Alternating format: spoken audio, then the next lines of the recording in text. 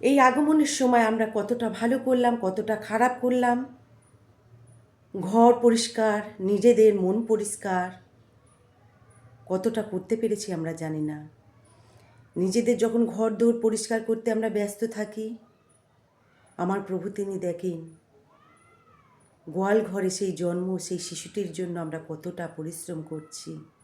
কিন্তু মাগো, আজকের দোরগোড়ায় যদি কেউ আসে, কাউকে ফেরাবেন না।